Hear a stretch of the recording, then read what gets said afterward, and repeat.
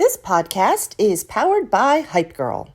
Hype Girl was born out of our passion and love for inspiring amazing women just like you. There is no superpower quite like being a woman, so we have made it our mission to create spaces, events, and tables where there is always room for one more, and all are always welcome. Come find out more about it at hypegirl.us. I told my mom at Thanksgiving yesterday that I wasn't sure that she could listen to it because then she would know how much of a degenerate I actually am. And she was like, "Are you saying you can't tell your mother the whole truth?" And I was like, "I can." But I don't want to. Welcome to the Do It Ugly podcast. Here are your hosts, Stacey Lyon and Jenny King. On today's episode, we're going to do something a little bit different because we love to talk, ladies, and we hope that you love to listen. But we thought you should learn a little something about your host to see if you really like hanging with us. Absolutely. In an effort to get to know your amazing hosts, our producer has created this amazing set of questions for us, which tell us about how this became a marriage test, by the way. I really want to hear more about that. So at the end of one of our episodes, I can't remember if it was Jennifer Hotai or where this idea just popped into my head where it was like rapid fire questions. And I think it was because I was watching the Actors Studio. And, at the end of that, he does the 10 questions. So I'm guessing that's where the inspiration came from. Okay. But anyway, at the end of her podcast, I got this idea of rapid fire question, and you were into it. Yes, love it. So when Mike was editing that podcast, he was like, "Oh my gosh, I love this. You should do this at the end of every episode. That should be like your thing." Yeah. He put together a list of questions for Jenny and I to answer about one another today. But when he handed it to me this morning and I was reading through, I was like, oh, okay. Marriage test, rapid fire. How well do you know me? Ooh. So when he was going through the questions and he was like, "What's your favorite color?" I'm like, "Well, what do you think it is?" And did he pass is the question. Honestly, I was really impressed. He got about 28 out of 30 of the questions, so I was super impressed. That is very impressive. And the ones he didn't get was because I had like more than one favorite for movies and food and things like that. Okay. So he was batting, let's call it 1,000. I love that. We used to do all the tests in the magazines, right? Like 17. Yes, and Cosmo. Glamour always had some really good ones too. But Cosmo was the one, wasn't it? It was the one, but that was more like the sex test. Like, do you know how to know when you're in love, or how do you know if your boyfriend does it for you or whatever? Do you remember those? Funny. I do remember those. And I also remember them because, like, this is going to be way TMI, but I'm going to share it anyway. So I didn't do the deed until I was 20. Yes. So I was reading all of these things, very inappropriate questions as a teenager who had no foundational knowledge of the subject. Yes. And the stuff that they ask in those magazines, it should have made me blush. It should have. But it didn't. Funny thing for me too is looking back was that my mother got a subscription to these magazines for me that would come every month in the mail. And not just my mom, but that was like common, my group of friends' moms as well. For sure. And so it would come in the mail. She got the mail, so she would see the cover where it's like 10 best secrets or whatever. And then she would hand the magazine to me. Mama. Which I was like, look, maybe she secretly wanted you to be prepared. I don't know. My mom is very like put together, very Yes, she is. not the kind of lady that you would expect those things from. I mean, at the time I thought it was normal, but now looking back, it makes me kind of giggle a little bit. Like, did she really know what she was handing me? I don't think my mom ever read the covers because we used to get those magazines. Remember back in the day? Now, if you're not old enough to understand or appreciate what I'm about to say, just skip it. But for those of you that are, remember we would get those things in the mail. And it was magazines, CDs, which is compact disc for those of you that aren't aware, because we're so old. But remember, you would get those and it would have the stamps. And you would put the stamps on and select which ones you wanted. And it was like the club. Remember? Oh you would my get like the gosh, CD of the month or the magazine. Columbia House.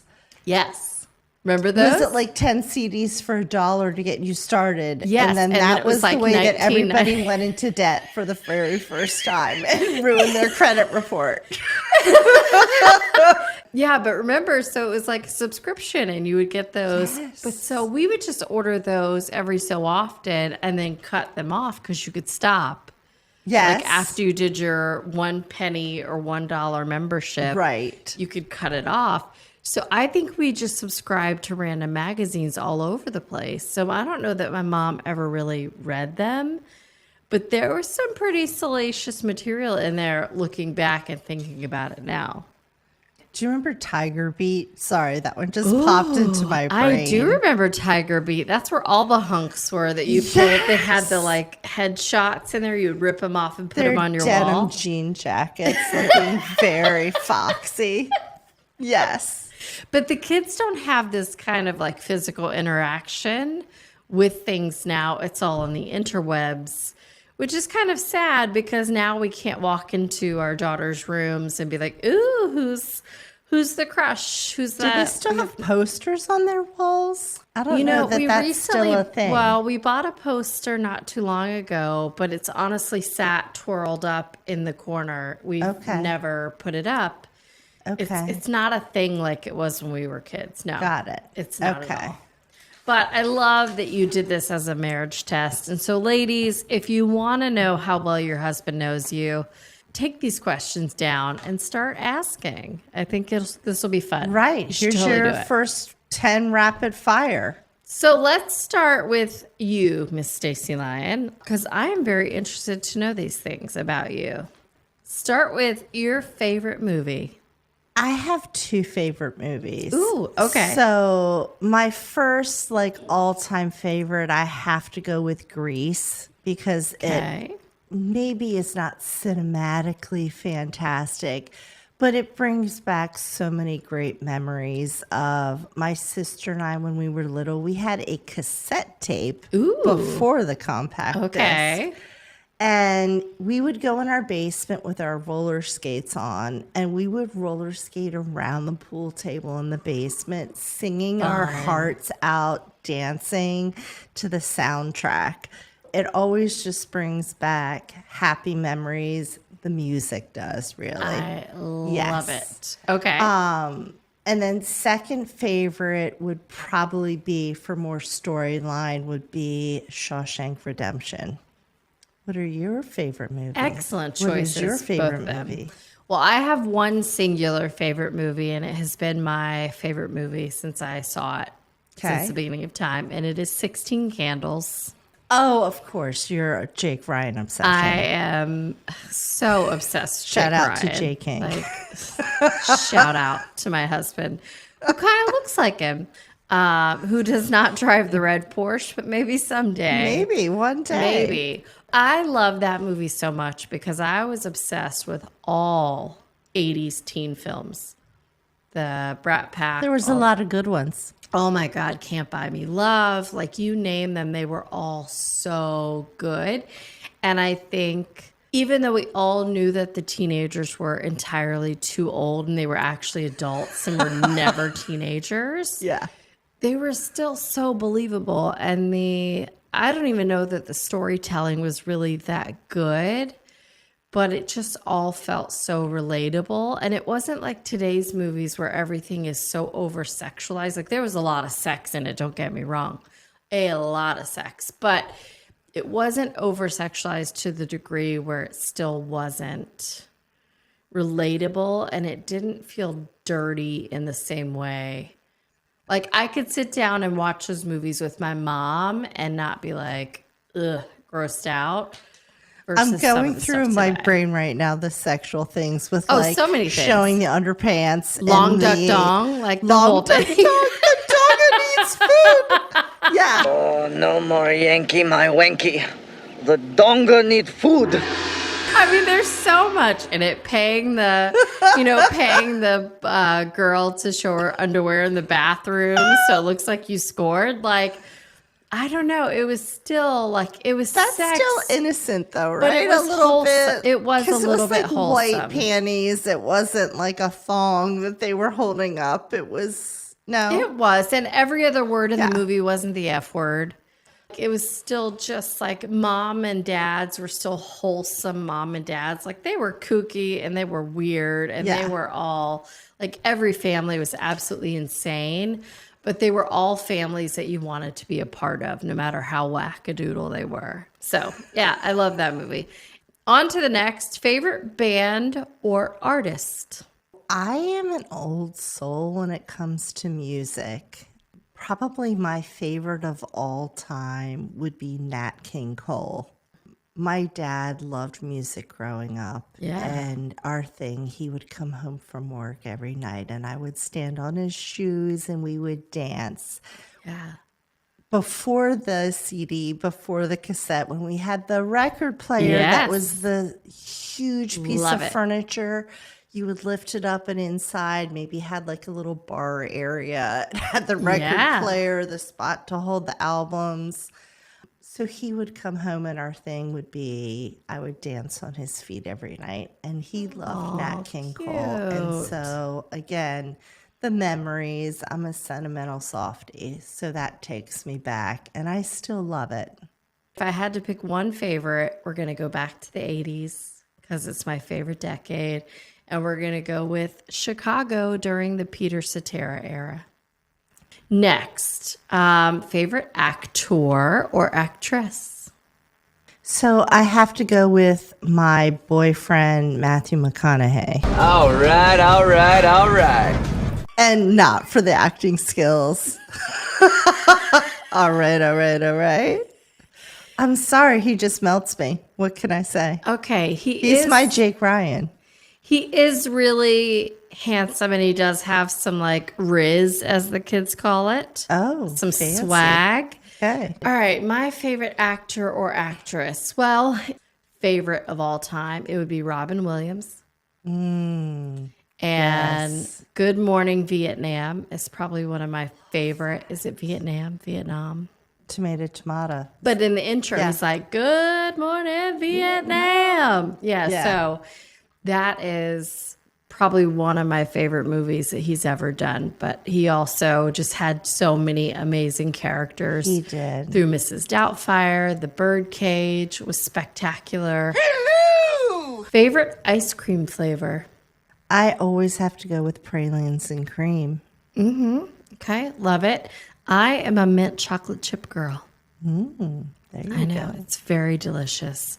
All right, favorite color. This is the one you made Mr. Lyons think on and answer. So what was the He answer? knew this one. Oh, he did? Oh, without a doubt. My color since I can't even remember, has always been yellow. Like sunshine.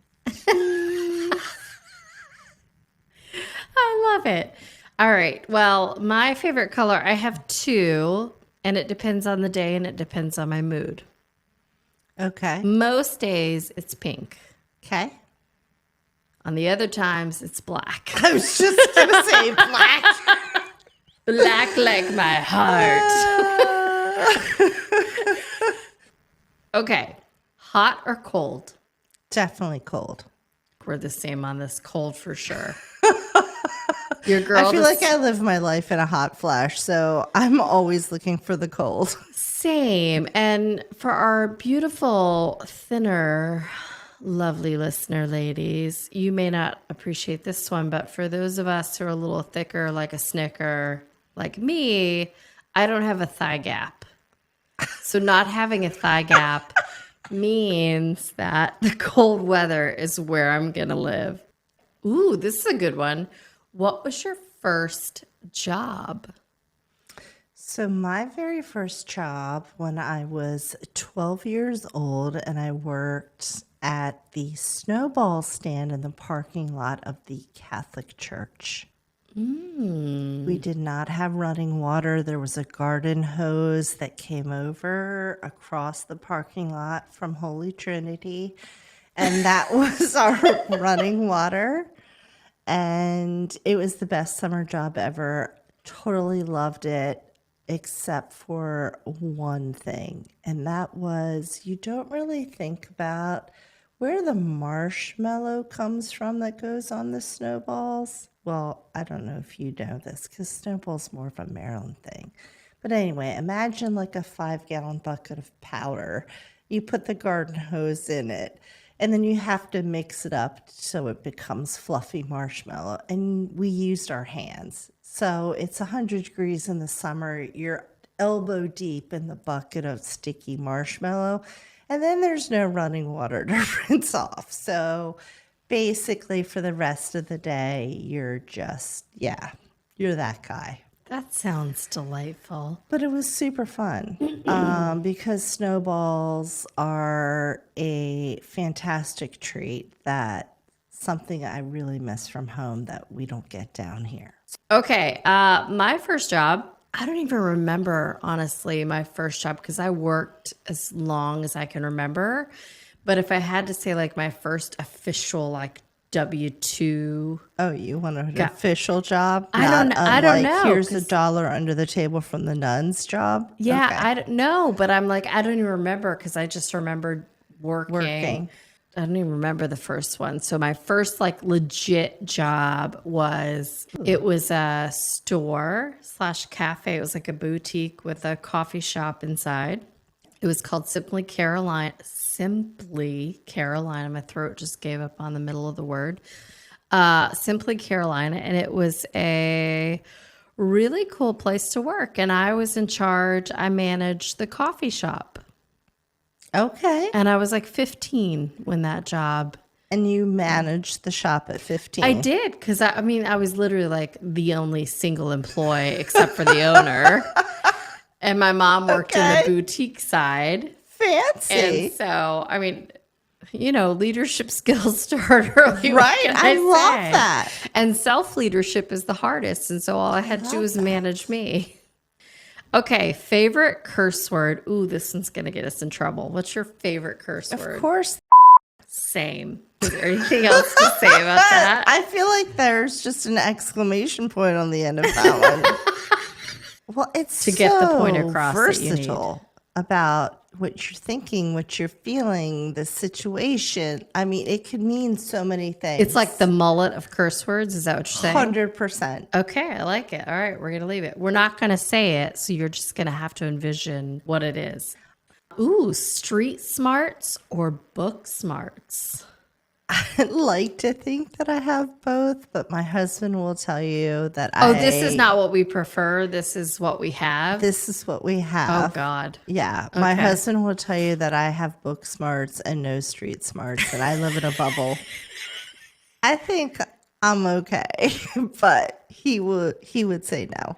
Okay. What do you think? Of you? Or, yeah, sure. I think you're pretty street savvy. I think you're more street savvy than you give yourself credit for, probably. Well, thank you. So I'm more street than book? Is that what you're saying? No, you're definitely more book, but I think you have street smarts.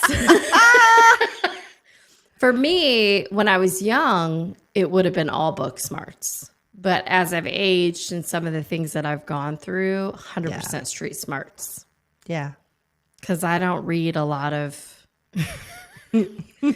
anything that's not, adult. Oh, we know what you read, Jenny. We know what you read. I'm not ashamed of my book. There's nothing wrong with a woman enjoying a little erotica. It's just a healthy expression of female sexuality, which, by the way, is something that you will never understand. You got porn. This is supposed to be a judgment-free zone, okay? I'm not feeling very judgment-free right now. Absolutely. No, but I mean, I do read a lot of, like business and stuff like that, but I don't read for pleasure in the same way that I used to. They're not giving me the business, but they're giving somebody the business. Okay, next question. Moving on. Love or friendship? Love. Always. You know that. Love. Always. Same. I'm a glutton for love. I love love. Same. Do you have a tattoo? No. Me either. Why do you not have one? Have you ever wanted one? I've never really wanted one, but I go back and forth in my brain like, okay, if you were to get one, what would it be? And I just feel like there's nothing that I've ever connected with enough that I want on my body forever. Yeah. And then when I'm saggy and it's all distorted, that I'm still going to love enough to be like, oh, yeah, that used to be. Yeah. I mean, I guess if I was forced to something, it would probably be my kids' names or initials. I don't know what else I would put on my body. I have this conversation with my husband because he has 2 tattoos, which I hate. I don't love either one of them.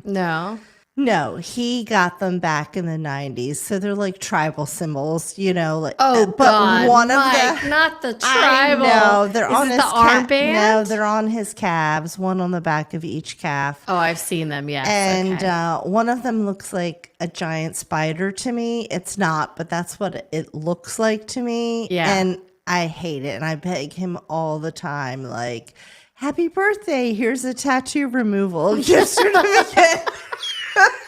Which he is clearly not used yet. Okay. And yeah, he's not into having them removed. He loves his tattoos. And I'm just like, okay, whatever. The interesting thing for me is that I love tattoos on other people. Like, I love the artistry of them. And of course, all tattoos are not created equal because no art is created equal. And I think there's some you see them and I'm like, wow, I'm really blown away by what the artist was able to create. But for me, I have commitment issues. Let's be real. I have commitment issues. How my husband nailed me down for marriage, I have no idea. I have no idea. Like parenthood, you're committed just because, right? But beyond that, I have zero commitment capability. Truer words were never spoken. Facts. And if you didn't know that about me, if you thought I was so put together, just kidding. Jenny, what are you doing in 5 minutes? Do you want to do this? Yes. In 4 minutes, you get the text. No. So, hey. Babe. First of all, that's because my extrovert says yes and my introvert realizes what we've done as a collective. And she goes, hell no, we didn't mean to do that. Right. And then we have to try and back out of it. But that's a whole nother podcast. All right. Ask permission or beg forgiveness. I think we all know the answer We here. do. And we're samesies on this one. Forgiveness. Absolutely. 100%. I would rather crawl through pig and barbed wire than ask for permission for most 100%. things. 100%. Keeping it ladylike. All right, Coke or Pepsi? I think we both know the answer to this. Yeah. Diet DC. Coke. Diet Coke. Duh. All the way. All right, New York or LA? New York. Can You're I like say neither? Can I say neither? Yeah. Can't say neither. Yeah, neither one. What's your city? You're like, there is no city that you've ever heard of that I want to go to. That I've ever heard of that you want to go to? No, reverse. Because you're not a big city person. That's I what I'm used to saying. be. In my youth, I was. Yeah, but now? In my youth, no, not now. Big city, maybe Raleigh. No, I don't even. I mean, I love Raleigh. You love Raleigh, I do love Greenville, Raleigh. yeah. But I am definitely more of a like a small town girl at this point. So yeah, I would scratch either one of those. And if it's like a either or location, it would either be like somewhere in Montana or New Mexico. Taos, New Mexico is one of my favorite places. There you go. Yeah. Fantastic. There's an episode right there. All right, besties, it's been such a blast spending time with you yet again today, and we hope you were able to take some fun, some knowledge, something new and inspirational from our time together. Absolutely. We can't wait to do it again. We couldn't do it without you. And of course, as always, stay amazing. We love you, and we'll see you next episode. Absolutely.